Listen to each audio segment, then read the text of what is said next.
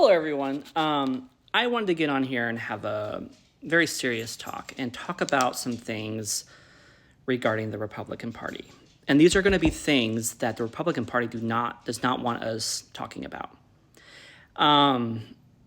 This is probably going to be a long video. Might be a 2-part video. But anyways, the Republicans are not going to want us talking about this. So what I ask is that you share these videos that I'm about to do. Share them, like them, get it around, because we need to start talking about this and calling out the Republican Party, because we know what they're up to. We're not dumb. We know exactly what they are doing. And I'm going to explain what they are doing and give my evidence of it. So the first thing I want to start talking about is the Michigan primaries. That happened yesterday. And so I woke up this morning and I saw on X multiple tweets about Donald Trump just doing so well in the primaries, and there's no way Joe Biden can beat him. And their proof, and the proof they have of this is the numbers, which they know is a problem for Donald Trump, but they know they can easily manipulate the MAGA Republicans and the people that are voting for Donald Trump. They can easily manipulate these people because they're not very bright. So they're easily manipulated, as you can see from the things that the conspiracies that they've believed in, that you see. It's just insane what they will believe. So they know that they can easily convince them of stuff. So what happened was Donald Trump had about 750,000 votes. Joe Biden had about 620,000 votes. So they're saying, look at that. Joe Biden had less votes than Donald Trump. Therefore, how can Joe Biden beat him in November? Well, this isn't the election. This is a primary. Some of the Democrats didn't come out and vote because we know Joe Biden's going to be the nominee. Like when the primaries happen in my state, I'm not going to go vote in the primaries because I already know that it's going to be Joe Biden. And I'm already prepared to vote for him in November. So let's look at some other numbers. Nikki Haley had about 296,000 votes. 60% of Nikki Haley voters say they're not going to vote for Donald Trump. They will not at all. So they're going to vote for Joe Biden. Then there was a 38,000 other. So there's Chris Christie, Ron DeSantis, some other people that were running that were put on, that people voted for. Sorry. So about 38,000. Don't know if those 38,000 would really vote for Donald Trump. Especially the ones that voted for Chris Christie. They ain't going to be voting for Donald Trump. So on the Democrat side, there was 101,000 votes of uncommitted, which Republicans are using that against Joe Biden. And I think this is mostly because people are wondering what he's going to do with the Middle East, what's going on in the Middle East, all the border crisis and all these things. So people are kind of like, I'm going to wait till I just fully decide on Joe Biden. That's what it is. So a lot of those votes are probably going to end up going to Joe Biden anyways. And then there was about 42,000 that did other. Most likely will probably vote for Joe Biden. Or or maybe they won't vote. But I don't see those people being like, okay, I'm going to go vote for Donald Trump. I don't see that happening. So the Republicans are like, we need to spin this because we're going to say that, well, this is proof, and I'm guaranteeing they will say this in November when Joe Biden does beat Donald Trump. They're going to say, remember the primaries when Donald Trump had more votes in like the Michigan primaries? Remember when Donald Trump had more votes? And when Joe Biden wins Michigan, they're going to be like, how the hell did he win Michigan? He had less votes. Well, more Republicans came out and voted than Democrats. But the Democrats are going to come and vote come November. Trust me. So they know that they can easily say this information, and their supporters are going to be like, what? Hence what happened in 2020.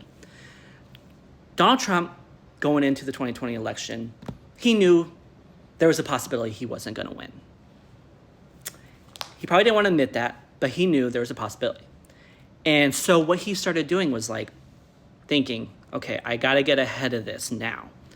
I got to convince my supporters that if I lose, it's only because the election was stolen. Because when Donald Trump loses something, it's automatically stolen from him. That's just what he does. He doesn't take a loss. He can't take a loss. And so when Donald Trump started talking about the election, he started talking about how, because if you remember, we were in a pandemic. And because of the pandemic, most Democrats did the mail-in votes. Most Republicans, because they didn't believe in the pandemic, they went out and voted in person. And Donald Trump knew that most Republicans are going to go vote in person.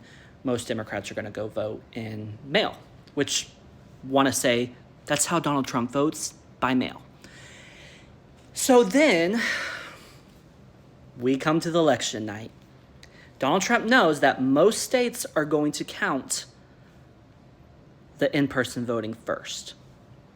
So he knew all he had to wait a little bit for them to count the majority of the in-person votes. And when that count came out, it's going to show that he's in the lead. So what he did was come out and say, hey guys, I won the election, even though nobody has called it, because the votes weren't done counted yet. There were still the mail-in votes, and there were still other votes that needed to be counted. So then he was like, okay, so then that's what he did. So he set the trap. Then comes the moment where they start counting all the mail-in votes. All of a sudden, Trump starts losing that lead. And he comes on there and is like, guys, what happened? I won. I had already won. It was done. Where did all these votes all of a sudden come from? And because his supporters are not that bright, they were very easily manipulated, and he knew he could do it. And so from that moment on, Republicans knew they could convince them of anything. So Donald Trump started, okay, I lost this election. He knew he lost the election. Everybody told him he lost the election. So it's not that he didn't know. He knew.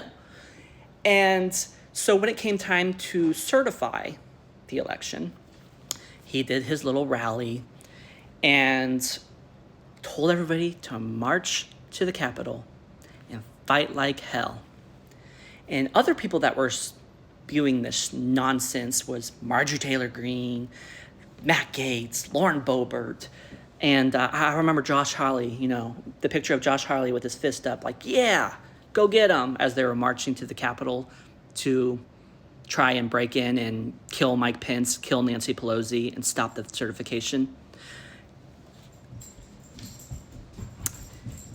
When that was happening, where was Marjorie Taylor Greene? Where was Josh Hawley?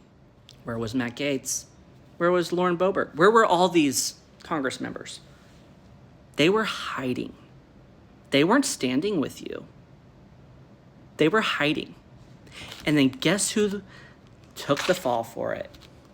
Donald Trump supporters. And guess who got sentenced to jail? Donald Trump supporters. Guess who's not in jail? Those Congress members that used the MAGA supporters. They used them to do their dirty work. And they're sitting comfortably.